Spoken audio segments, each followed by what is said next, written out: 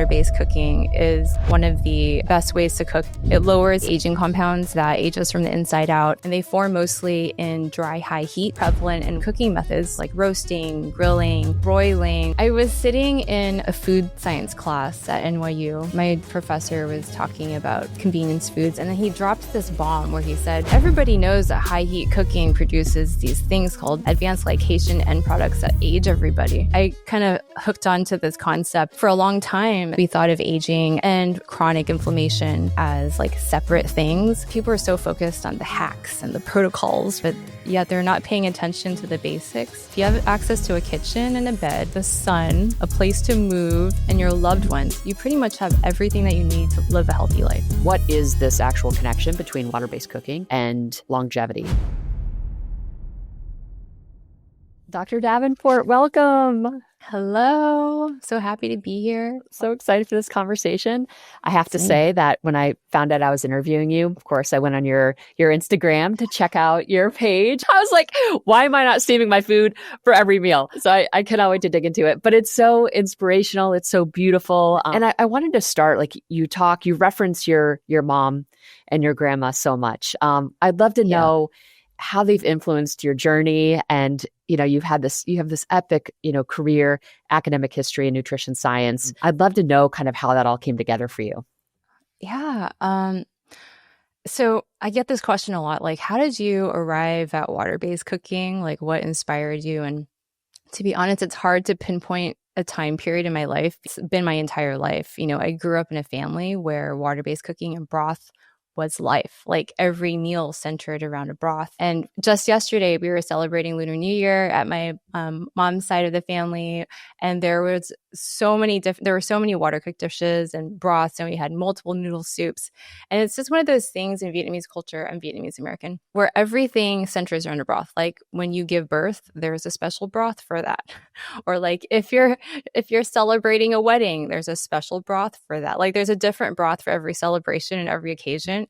If you're sick, there's a broth for that. So I feel like it was just like so ingrained in my life. I have two grandmothers, actually. One of them is 96. She's getting a little bit older now, and I think the decline probably happened after she lost her husband. My grandfather passed away a few years ago. But for the longest time, she's been, and even now, she's very metabolically healthy. She is starting to get to be a little bit more forgetful, but her entire life has been centered around water-based cooking and cooking everything from scratch. She's very rarely eaten out. I always cite that she's probably gone to a restaurant 5 or 6 times in her life. And those times have been for like a wedding or something. Growing up, it was such a pain because we'd want to take her out for dinner. And she'd be like, no, we're going to make food at home. Let's make this soup. Okay. So it's always been like that. My other grandmother is very much like that also. It's been my life for so long. And so when I got to, doing it professionally and for my research, getting my PhD, it was like, everything clicked at that point. I was like, of course, it's water, it's broth. That's like what I've been thinking about for forever. So when we think about just longevity and aging, you mentioned your grandma's 98 years old. She's metabolically super healthy. We think about the metabolic crisis in the US, right? Like that is a huge problem. And right. I'm sure there's a connection between how we are cooking our foods. When you're doing water-based cooking, for example, and we need an explanation of exactly what that is, that constrains what you can eat to a degree, right? There's just things that you would not put into water, for example, and cook it. So it kind of constrains like what you end up cooking. And in that constraint, you potentially end up cooking healthier things. I would imagine that was kind of my assumption. I'd love to know, just what is this actual connection between water-based cooking and longevity? And if you can start by just describing what is water-based cooking. Well, we'll have to dive into a lot of like the molecular pathways and things as to why water-based cooking is so great. But just generally speaking, there's a lot of research to support that water-based cooking is one of the best ways to cook if you're wanting to promote healthy aging. It lowers something called advanced glycation end products, and I'll talk more about that in detail later on. Those are basically aging compounds that age us from the inside out, and they form mostly in dry, high heat. So think like roasting, grilling, broiling, which is very prevalent in Western cuisine. But is not the best way to cook if we're thinking in terms of, these aging compounds called AGEs. So water-based cooking, when we look at the data from one of my mentors, Dr. Jaime Uribari, he's from Mount Sinai. He's from a lab that is really, kind of like at the forefront of this entire body of research. And he created a database of all the different foods, and he tested them for different amounts of AGEs in them. Like across the board, cooking with water inhibits the formation of these compounds. The best analogy I can give you is like, when you go to a restaurant and a chef is trying to like describe to his other chefs like how to make the perfect steak, right? It's not with water. Like he's going to want to get that sear, so that he wants to get it really dry, high heat to get that perfect brown crust. But what that brown crust is actually a big crust of AGEs. So Oh the no, Maillard, this is so sad. there's good news though. Okay. Okay. There's ways to mitigate that also. You can marinate with acids. That's another thing that you can do. Choosing different types of cuts of protein. They mostly form in animal products, so anything that's really high in fat and protein. But again, back to water-based cooking, it's such an easy way to, instead of focusing on all these horrible things that you're trying to lower and like thinking about all the compounds, I like to just focus on traditional ways of cooking. Like if you look at really, really old cuisines around the world, some of my favorite messages I get from people are from random parts of the world where they're like, we have that same soup, like we also have this kind of cabbage roll cooked in broth. And I love that because it's such a universal thing. And I love to think about the changes in cookware over the years. Ceramic and clay pots were ubiquitous for a long time. And the nature of those pots kind of require you to cook with slow, moist heat. Like you can't really fry stuff in a clay pot or else it'll break. And a lot of cultures have clay pots and things. And so we all have these kind of like water-based recipes. And then, stainless steel and metal cookware became more prevalent like later on. It's pretty like ubiquitous also in Western cuisine and all global cuisines. But I think everyone's kind of rooted in this like ceramic clay slow cooking thing also, which I really like. When I think about nutrition science, and I think about all of the different dietary strategies, I understand like water-based cooking, but as just like a technique and a dietary strategy, maybe just talk about it from that lens. When we zoom out broadly and we think about, all right, I have to make a decision on how to cook my meal today. And, what would be your kind of thesis or argument behind a predominantly water-based cooking? And I assume for all three meals. So breakfast, lunch, dinner, is that what you do in your home? Yeah. It's not so much that I am like, and people ask me this a lot, like, do you only eat water-based cooked foods? So first of all, I'm married to a guy who loves barbecue. So that makes it really hard. There's ways to deal with that also. I think like for me, it's a little bit easier because I think being someone who really loves Asian cuisine and especially Vietnamese food, so much of our food is already water-based that I don't really have to think that much about it. I tend to kind of think about the recipes that I like, and then I kind of like catalog them in my brain. And then I just kind of pick foods from that catalog of recipes. I have a whole long list of water-based cooked foods that we would love to eat. And we just cook those. And it's not like I'm like, oh, I have to only eat water-based cooking. But it's something I think about definitely when we go out to eat, like at a restaurant. And it makes it much harder if I'm eating at a place where it's like, everything is fried or like, barbecue restaurant or something. American restaurants tend to be a little bit harder, but I'll zone in on low AGE foods. And so there are different strategies that you can kind of think about when you're not able to have water-based cooking or to cook your own foods. And something I like to rely on when I'm out is to eat plant-based if I can't, control like how I'm cooking the meat because I'm not in the kitchen with them or whatever. Or I try to look for, like stews or sometimes I'll just YOLO it and just be like, okay, whatever, I'm having a steak tonight. Like I'm just going to enjoy it and live my life, right? I try not to take the joy out of eating. I think that's a really big part of it.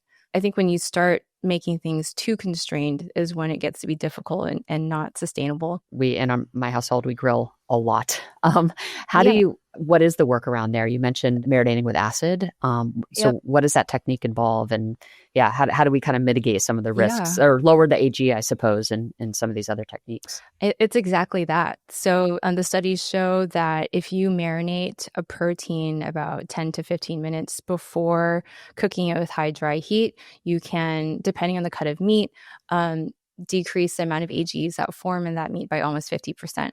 So, it's a pretty significant drop. I still think that overall water based cooking is probably better as a form of, like a more predominant cooking style. I tend to rely on that. But during the summer, you're going to have opportunities to grill and especially, I don't know, in the US, we just really love to do that during the summer and there's 4th of July and all those things. Like there are moments when you really can't get away from dry heat cooking. And as long as you're kind of like thinking about marination with acid and using those techniques, I think it's a good way to mitigate how much shows up in the food. What's your favorite marinating technique? Like, what's your favorite marinade? What would be the, makeup of that? I actually shared my favorite one on my Instagram last summer because I was like, everybody needs to do this one. It's so good. It's like a mix of balsamic vinegar or lemon juice, and then I do Worcestershire and some soy sauce and a bunch of other stuff in it, like garlic and things, and let that sit for a while. Throw some herbs in there, and it's not like it doesn't feel like a punishment to eat this. Like Yeah. it's good food, It's what I try to tell people. It's like I'm talking about the benefits of water based cooking and marinating with acid, but it's not like it tastes bad. It's like pretty great. And most people are marinating with acid anyways. Yeah, I was like, oh yeah, okay. Yeah, yeah. We do a lot of that. Yeah. What I suppose how do AGs actually accelerate aging? AGEs are short for advanced glycation end products. It's an umbrella term for the hundreds of compounds that are formed when a reducing sugar like glucose or fructose attach to an amino acid, protein, lipid, or nucleic acid. That's a lot of stuff. That's why there are hundreds of compounds. It goes through a number of rearrangements, forms something called a Schiff base, and then an amidori product, and finally becomes a stable thing called advanced glycation end product, or AGEs for short. And these things are kind of like molecular super glue. They are sticky. They make everything sticky and also insoluble. So what they will do is one of two things. They can attach to other proteins and amino acids in the body. They will literally glob onto something like collagen and just like stick to it. Over time, having too many of these cross links, we see stiffening of tissue. In wrinkled skin, there's a lot of stiffening of the collagen due to advanced glycation end products. So a lot of cosmetic companies have been really invested in this space. The second thing that AGs can do is actually attached to a receptor called receptor for AGEs, or RAGE. And that kicks off a whole host of inflammation and oxidative stress. Basically, like, it's chronic inflammation that occurs after the RAGE cascade is kicked off. I think for a long time, especially like before the 80s, we thought of aging as like separate things. Like, diabetes was its own silo, and Alzheimer's was its own silo. And starting in the 1980s, the researchers started to connect the dots and say, oh, actually, like, aging is kind of a combination of all of these things rooted in the same kind of like metabolic cause. In fact, they started to call Alzheimer's type 3 diabetes because there's that connection between insulin resistance and Alzheimer's.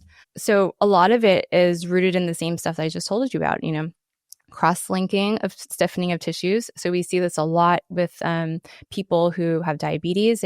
They will sometimes develop diabetic complications if their blood sugar goes unmanaged for too long. And a lot of it is due to cross-linking. So you'll see stiffening of arteries, vessels. So you'll have microvascular complications, atherosclerosis. The retina, we'll see retinopathies, neuropathies. A lot of those are related to AG damage, either through cross-linking or through the inflammatory cascade.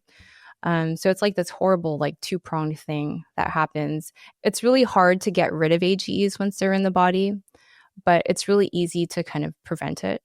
And two of the biggest things to focus on are to make sure that you have healthy blood sugar, because you can actually develop your own AGEs in the body. There are two types of AGEs, basically. They're exogenous, so they exist in the environment, like you can cook them in food.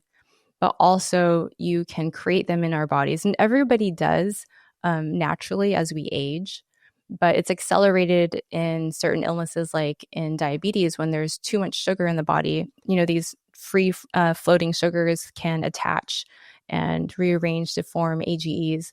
So that's why we see the manifestations of aging that we see in people with diabetes. What would you say are kind of the role of, we hear, antioxidants, anti-inflammatory foods. What is that class of food actually? And how can they be beneficial? Antioxidants and anti-inflammatory diet generally are good things, right? Like we want to have lower inflammation in the body. When it comes to AGEs specifically, the research is so weird. Like I actually haven't seen that much compelling evidence that you can neutralize AGEs with superfoods. Like I would love to just sit here and be like, eat these foods so that we can, but it doesn't work. There's no like data. that. There's not a lot of data. I kind of think of it as almost like if you had a white carpet and you wanted to keep it clean, is it better to just not pour a bottle of ink on it and try to, and then try to like, clean it out later? Or is it better to just like not do that and then you'll keep the carpet clean? Like you can't really, like take it out. And I kind of think of it in the same way as AGEs. It's really, really hard to neutralize it and to kind of like get rid of them in the body. For the last few decades, especially since this field has come around, there's been so many different types of pharmaceutical drugs that have been tested out. None of them have really panned out. And there's mixed evidence as to what foods are best. There's some limited evidence that there are like certain spices and herbs that you can put in your food while you're cooking to kind of like minimize the production of AGEs. And maybe like ingesting some of them is good, but it's not enough.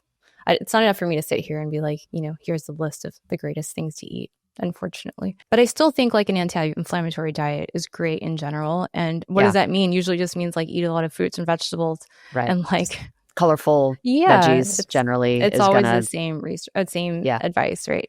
Yeah. So for the first time in quite a long time, the average life expectancy in the U.S. has decreased. What's your take on this? I mean, diet has to be a contributor, right? When we look at the prevalence of metabolic disorder and metabolic dysfunction in Americans. Well, I mean, if we just look at the data, so I saw somewhere that over 60% of the average American diet is coming from ultra-processed foods. It's this NHANES study that looked at the relationship between the intake of ultra-processed foods and biological aging. And it found that for every 10% of calories in a diet attributed to ultra-processed foods, participants aged an average of almost a quarter of a year more phenologically. There's no gold standard for how to measure phenological age, but they did the best that they could given validated markers of aging. And that's like pretty crazy.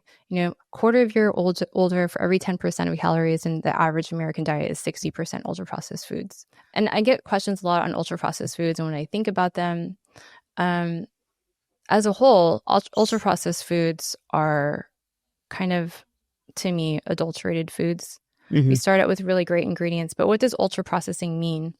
I think a lot about how food is cooked, right? Like we were just talking about advanced glycation end products and how high heat, high temperature, especially for foods that are high in fat and protein, will produce these like pretty toxic compounds that people actually refer to as glycotoxins. And they're pretty prevalent in ultra-processed foods, right? They tend to be pretty high in fructose, and fructose actually is 7 times more reactive than glucose in creating AGEs. It's kind of like this horrible storm when it comes to ultra-processed foods. I think for the longest time, and it's not anybody's fault really, but it's more just like the field of nutrition is naturally like very reductionist. And we've zoned in so much on like components of food. So nutrients, micronutrients, macronutrients, calories. And we've kind of like broken that all down to as much as possible and focused on that. So much so that we we miss the forest for the trees. We didn't really even think about how food is cooked. It's like we've only thought about like components of things. Also like diet trends have come and gone so much in the last few decades. Like I can't even remember the last ones from the last 10. I mean, like keto, paleo, like all the different ones. And I feel like people who try these trends are always somehow disappointed at the end because they never really worked out. It's like something's missing. Like, what is amiss, right? We're missing a critical piece of the puzzle. And to me, it's screaming out this whole field of advanced glycation end products and processing. There's a whole step that happens between farm to fork that we don't think about. And that's how food is processed. So my second answer to that question about like why the longevity thing, why our life expectancy is decreasing, this might not be the answer that you're looking for, but I really believe that there is a collective loss of food culture in America. If you look at the longest living cultures around the world, they don't seem to have a lot in common. But when you kind of take a closer look, they all seem to have a very strong food culture. And what is a food culture? It is a collective understanding of health and food that's passed down as like meals together and generational recipes, right? And people who kind of receive this gift they're not fooled by food marketing or like dumb food trends. Like they're really grounded in real food. And I think it's beautiful because a lot of traditional food is usually home cooked and it follows a lot of the recommendations that we have anyways. Like it's usually nutrient dense, full of plants, eaten with loved ones, which is actually supposed to be very important for longevity, and usually cooked in a way that is good for promoting healthy aging. And I think here in the US, we've kind of lost that connection because we're so busy, we're disconnected, we're stressed out. And it's almost like we've forgotten to play like an active role in the production of food, and we've become these passive consumers.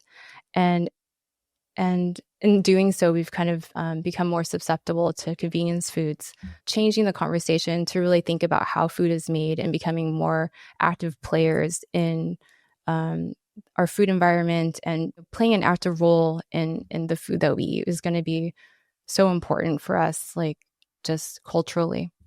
Ultra processed foods, collective loss in food culture, which I wouldn't even have thought about that, but that just makes so much sense. Like when it's part of your culture, you care about it and you spend time thinking about it. You also make a great point that, sitting down and eating a meal with loved ones, reduces your heart rate and makes you feel connected. And we know that human connection is correlated, very strongly with longevity. So yeah, that's just beautiful that you brought that up. Thank you. And then what would be your number 3? We don't have the basics down. It's kind of funny, like people are so focused on the hacks and the protocols, right? And doing all these little things and the supplements. But when I talk to people, sometimes they're focused on all this minutia, but yet they're not paying attention to the basics. And you guys, I feel like at Whoop, you guys really know what I'm talking about, like sleep. Yeah. Are you drinking water? Are you eating fruits and vegetables? No. Right? What are the big rocks? I know, I'm like, folks, like if you literally focus on getting the sleep that you need and focusing on sleep consistency and, which will then drive sleep quality, you don't need to hack your way through the day. Thank you. Like you will be alert when you need to be alert and you will be sleepy when you need to be sleepy. We don't need all of these like protocols to like make our way through the day. Like that is just, yes. So I'm 100% on board with that. Yep. I'm like all about the 80-20 rule, right? And I tell people, if you have access to a kitchen and a bed, the sun, a place to move, and your loved ones, you pretty much have everything that you need to live a healthy life. Love that so much. It's all right there. You just have to go get it. And then if you want to hack all that other stuff and be Brian Johnson, like that's totally fine too. After you get the basics down. Totally. Yeah. I love that. Yeah. I think we really have gotten kind of disconnected from the basics. And, I think it's so wonderful. There's like so much information out there and a lot of really wonderful, great information, but yeah. I think, just modern life kind of makes it hard. You mentioned conveniences. It's like microwave. Maybe let's just start there. Yeah. Funny enough, I'm not against the microwave. Oh, that's great to hear because I use it every single day, multiple times a day. And I was just waiting to hear that the microwave was killing me. No, I'm a mom. I'm like, I'm not going to be heating stuff up on this. I mean, I heat my coffee up like literally 10 times in the span of like 40 minutes. Yeah, I do too. I don't drink coffee, but I heat up other stuff in there a lot. And it's actually, we look at different cooking methods. Microwave is pretty great. I mean, it's not as good as using stovetop and steaming, but it's like, semi up there in terms of nutrient retention. And you don't have to be so hard on yourself. There are ways to do this conveniently and sustainably, and still, for the most part, do pretty well with your diet, I think. Some other conveniences, like flash frozen produce. So, tell me more. So I was a researcher, nutrition scientist, and trained as a dietitian and everything. And then for the last 10 years, I was a founder. So I had my own food company that I sold a few years ago with my co-founders, and we sold to Jennifer Garner's baby food company called Once Upon a Farm. It was a baby food company. Thank you. And it focused on flash frozen foods to help parents steam their own baby food. So I guess it's always been the same theme of steaming. And I love flash frozen produce. They've done it's like freshness tests on flash frozen produce, and there's a lot of vitamin C retention. And vitamin C is supposed to be a good proxy for how fresh vegetables stay after they're harvested. And it's pretty good in flash frozen produce. There's not much to it. They're just freezing it immediately after harvest. How do we know? Is there a label on it that says flash frozen? Like, how do we know if it was? Pretty much all the vegetables that you get in the freezer aisle are flash frozen. Are going to be flash frozen. They just do it like right after harvest, and they do it industrially. And so it's like super cold and just locks everything up. I think it's a great way to get your veggies. Usually they're chopped up already.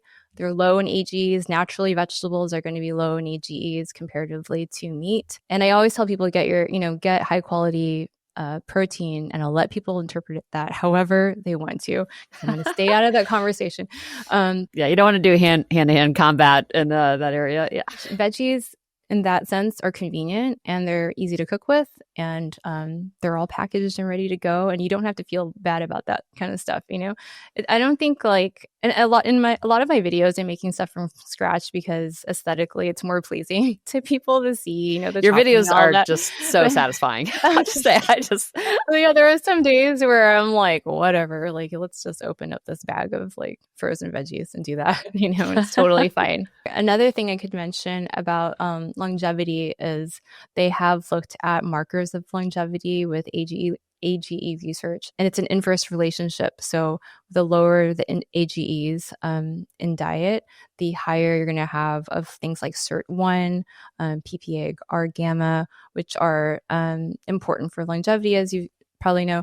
And in mouse studies, PPAR gamma is kind of associated with lifespan. Also, there's more movement now, in terms of trying to figure out the exact mechanisms between AGEs and longevity. There was one recipe on there which I'm just dying to try. It was like a sweet potato recipe. But you mentioned reducing resistant starch. Yeah, but I'd love for you to just talk through what that process is and what are the benefits. And if you're making rice or potatoes, sweet potatoes, and sometimes even people will freeze their bread. You can cool down the starch in the fridge. Sometimes people will even freeze portions of rice, which will make it more convenient. So you can just take it out and microwave it. And the resistant starch, actually, our bodies have a hard time breaking it down. And so you're going to have less of a glucose spike or insulin response from the resistant starch. I don't think it's a panacea. You can't just go and just eat rice all day long because, it's resistant starch. I got to preface it because you never know what people are going to hear. Yeah. But it's a small but meaningful percentage decrease. Exactly. Yeah. It can help. Yeah. So if you're a busy person and you don't have a lot of time to be making, your rice or your own bread or whatever, you can do it in bulk and then put it in the fridge. Yeah. I have personally a big freezer in my garage, and I put a lot of stuff in there, broths and things, and it makes it more convenient for me to just take it out and defrost it. So for rice, for example, I don't know. I heard this, that you put a tablespoon of MCT oil or coconut oil in the rice as it's cooking. Somehow that helps. With the resistant starch? Yeah. Interesting. Yeah, which kind of, from a molecular standpoint, I think that actually kind of makes some sense. So then after you cook it, you put it in, whatever, a Tupperware, and then not glass. And then you put it in the fridge immediately after cooking, and you leave it in there for a couple hours, 3 hours, and then you can expect to see the resistant starch decrease. Oh, interesting. I haven't heard that one yet. Yeah, I want to look into. Does it have to be specifically MCT oil, or could it be? Oh, you said coconut oil. Yeah, like a coconut oil. Yeah. Okay, cool. I'm Yeah. gonna try that next time. Yeah, I I actually did a little test because I used to wear a CGM, and yeah, just when they first kind of came out, and just to understand my trends in that area, and just see where I was at, um, and it does seem to work. When I kind of ate rice, my glycemic Oh, response was higher. My blood sugar response was higher versus when I practiced this kind of resistant starch method. But I didn't disambiguate from the coconut oil and non-coconut oil, so I don't know the that's differences okay. there. That's awesome. You did your own crossover study, so we have I sure did. we Yeah, have good well, I'm a data. scientist, so Yeah, I'm that's just all awesome. about experiments. I'm like that too. Yeah, yeah, it's fun. And when you have data, you can, you just it's you Yeah. just there's just N of one constantly. Well, I mean, if you're just, trying to improve yourself, like, and it's Yeah, working for you, then that's great. yeah, Yeah. exactly. I'd love to dig in more about the into the water-based cooking. Did you have like kind of an aha moment where you're like, whoa, this is actually the key? Yeah. I was sitting in a food science class at NYU, and my professor was talking about convenience foods and things. And then he dropped this bomb where he said, and everybody knows that high heat cooking produces these things called advanced glycation end products that age everybody. And I was like, what? Like, he didn't say anything else about it after that. And then for 2 weeks, I don't think I slept at all. I was like, I kind of hooked onto this concept and was scouring PubMed, reading every single study. It just like set something off in me. I Yeah. was like, wait, this makes so much sense. How is no one talking about this? This is insane. So I spent 2 weeks digging into it. And the fact that I think I grew up with such a predominant water-based cooking culture, it just brought everything to a whole other level of understanding. And I felt like there was always this gap there. When I would share the research with other people and I was so interested in it, people would be like, well, I don't want to eat like boiled chicken. That sounds kind of gross. And so I felt like there was like this gap that I needed to fill. And it honestly took me 10 years or over 10 years, mostly because I was scared of social media. And secondly, I just didn't feel like people were ready to hear it yet. But in the last few years, the conversation so much has shifted over to longevity and a more holistic way of living and ultra processed foods and everything. I feel like it was a perfect opportunity to start talking about it. Yeah, I love that. I agree. I think people in some ways are kind of slowing down a little bit, just realizing, okay, Yes. I can't even cook a full meal because I'm so overscheduled and my family is overscheduled. And I Right. think people are starting to take a step back a little bit, like, wow, what am I actually doing here? Right. And I'm so glad that you're bringing these messages forward. And so thank you for that. Cause Oh, thank I think you. if anything, it's kind of bringing us back to, this collective, kind of increasing or kind of reigniting, this culture around food and cooking food and being just more intentional about, what the process actually looks like. And I think a lot of the conversations that are happening just nationally around processed foods and just recognizing that the food industry is really broken. And if we want to kind of fix America's health, like that is kind of the place to start. So yeah, I mean, I just feel like your message is so timely and Thank really you. important. So yeah, keep going. I'm so happy to be here. I mean, like I said, it's been an overdue conversation to have. So I'm just so happy to be spreading the news. Yeah. And of course, this is still, an emerging field because it's only like, I think it's about as old as I am, like 40 years old. Which is kind of a long time in terms of research, but also not very long. And with the expense of clinical trials and everything, I think there needs to be a lot more done. Mm. But the evidence it's pretty strong. Like I was looking at cancer research, there are two huge trials, the prostate lung, colorectal and ovarian cancer trial. And they looked at 27,000 women, and women who ate the most AGEs in their diet had a 30% higher risk of breast cancer. And in men, there was the NIH AARP diet and health study, and it looked at 528,000 people.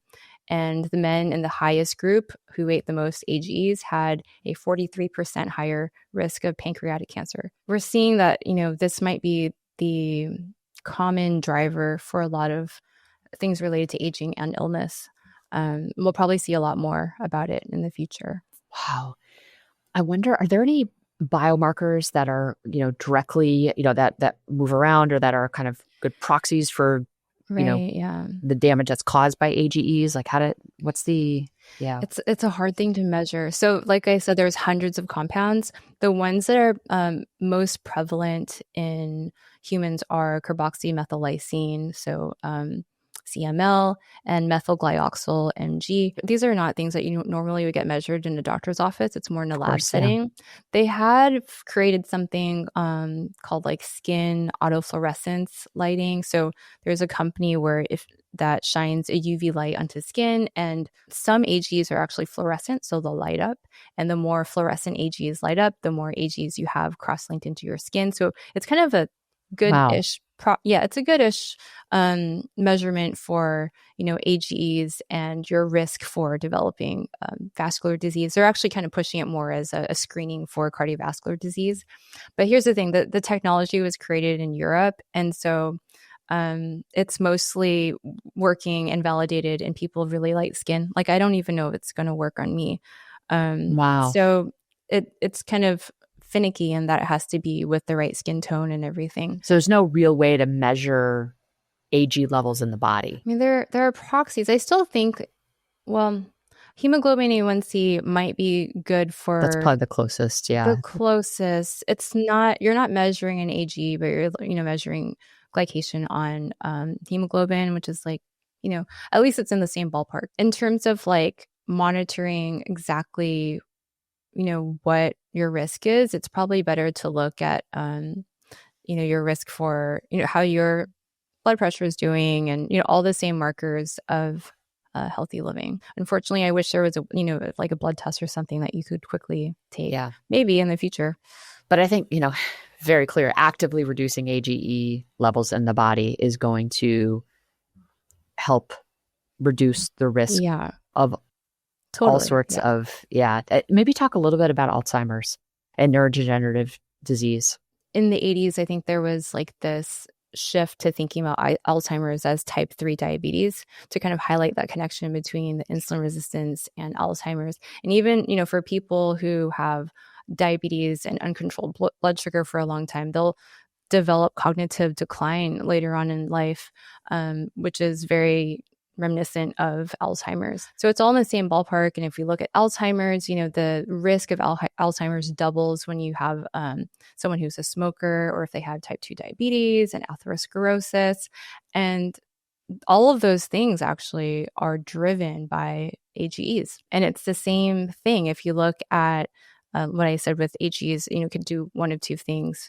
It'll attach to, it gets really sticky and it attaches to other proteins and kind of globs onto them and causes plaques and things.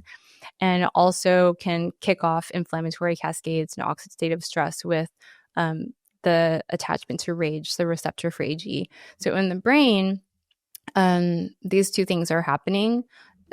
RAGE is actually on amyloid beta plaques. And so when it attaches, it will kick off all kinds of inflammation.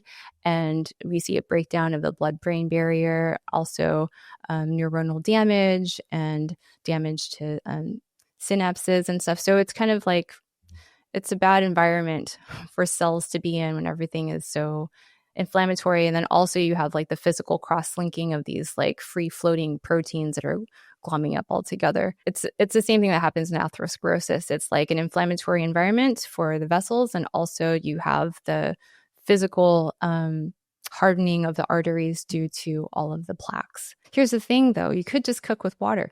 Like, I mean, yeah. I mean, of course, like that's not all of it. You can also create your AGs in your own body. So of course you want to maintain the best metabolic health that you can have by maintaining really good blood sugar. So, but when it comes to the diet, if you look at chicken thighs, right, like you could either broil them and that creates like 10,000 AGE kilounits, or you could poach them and it creates like less than 1,000. They did a study of people in New York, and I think the average intake of AGs was like 15 AGE kilounits per day. And the researchers who have been at the forefront of this field recommended that we should be closer to 5,000 to 7,000 AGE kilounits per day. So even just eating something like bacon, which is a staple of Western breakfast. Oh my God, I love like, bacon.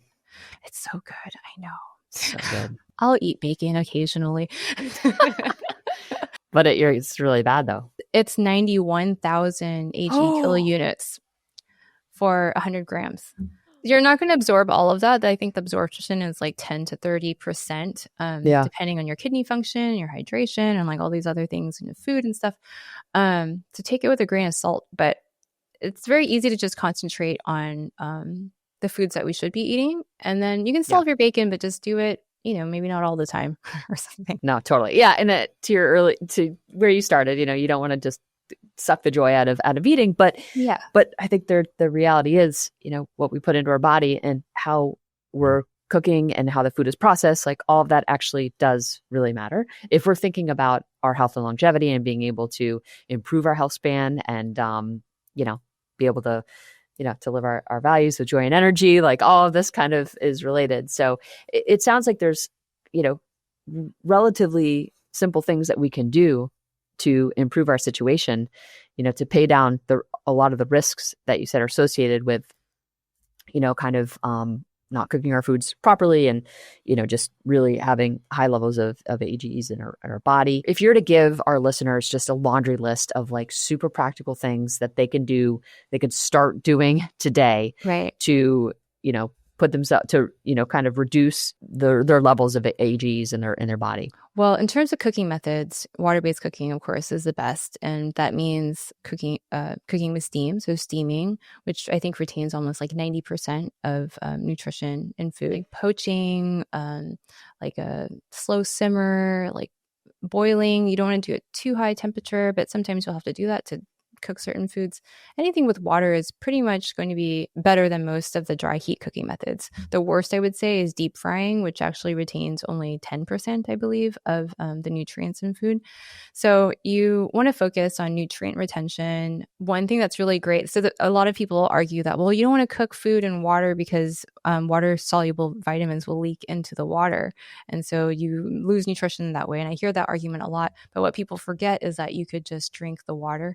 So like if you make a broth, right? And this is very common in Asian cuisine, like with a hot pot or something, you make a big broth and you make it really flavorful and delicious. You can actually cook everything in there. There are so many dishes where it all starts with a broth. Like for example, in Singapore, they have the best street food in the world, and their hawker centers have Michelin starred stalls where they sell boiled chicken. Literally, this Michelin starred dish is boiled chicken, and it's called Hainan chicken. And the reason why it tastes so good is because they start with this incredible broth, and then they use the broth to cook the rice. They use the broth to cook the vegetables. They drink the broth after as part of the soup. They use the broth to cook the chicken. They use the broth to make the sauces. And it's so amazing to see that it all comes from one pot. So there are definitely ways to make it really delicious and still retain nutrients. So back to, three things I would focus on. I'd focus on thinking about the way that we cook and process our food. And if you can, really start to play with different ways to cook with water, which is super fun, actually. And I am a big proponent of it, as you know. And any inspiration you need, just go to Dr. Davenport's Instagram I have a lot page. of recipes. If so you're many not recipes. Sure. Marinating with acid is also great. Like I said, I'm married to a big barbecue guy, and that will get us through the summer. Some other things, focusing on the basics and making sure you're getting a lot of plants into your diet. And then the third is probably avoiding ultra-processed foods. There are so many convenience foods that are not ultra-processed foods, like I said, with the flash frozen veggies and stuff. So I think, swapping that out for a better alternative is probably good. And the flash frozen foods are relatively affordable too. And the thing that I love about this research is that I feel like it empowers everyone. Like, I'm not telling anyone to go and buy anything special. Like, I hope that you have access to clean water. And if you do, that's pretty much all you need in order to cook this way. It works with any type of cuisine. It's very affordable. I like that anyone can do it, really. Is there anything that you want to say about water? Because that seems like this core to this. Does it, if the water isn't perfect, say it's from the tap, you're putting it in and but you're boiling it, does that kind of get the water to the best possible place? Or do you need to, what's the path to really great water that's not actually harming us? I mean, that is like a whole other conversation about water and like microplastics. And I was going to ask you about plastic too, but that maybe is a part two. well, I've actually spent a year trying to, I don't do any sponsorships, but I've been considering like maybe people want to know where they can get the best water. And so I've been Yeah. researching like different companies. And to be honest, I haven't found one that I'm comfortable enough to stand behind and be like, this is the one. But I do always say just get the best water that you can find. And sometimes that is tap water. Like if you're lucky enough to live in a place where your tap water is really clean, I believe that I don't know what website it is, but you can get free water reports online to get an indication Yeah. of what your water is If you're like. on town water, they're required to send you quarterly reports. Okay. And this is actually, I just got one of ours and it's like, by the way, our water is really bad for you. Like it's just like has lead in it and all sorts of problems. So yeah, anyway, not good, but. Yeah, and I have little kids, and so I was also really worried about the lead and everything. And so I just put in a few years, I put in like a 5-stage reverse osmosis filter, Yeah. which I'm pretty happy with. But of course, there's always something. Then people were like, well, sometimes the filter is made of plastics. And so you get nanoparticles. I'm like, okay, I can't, I can't control everything. But whatever it is, like do your best to find the best water that you can have. Obviously boiling it is going to kill off any bacteria. And so that's going to be a good way to sanitize it. I can't speak for the water like conditions in the US. It's unfortunate. I feel like clean water is a human right and everyone should have access to clean water. And it makes me really sad that we have, like the problems that we have with water these days. But I know. yeah. Same. I think about that a lot. What would be like a typical 3-meal day that you would have with your family or that you'd recommend for folks that maybe meals that feel kind of accessible, but that really kind of hit, all of the criteria in your mind? So for breakfast, I actually love oatmeal. A lot of people like to hate on oatmeal, but I like it.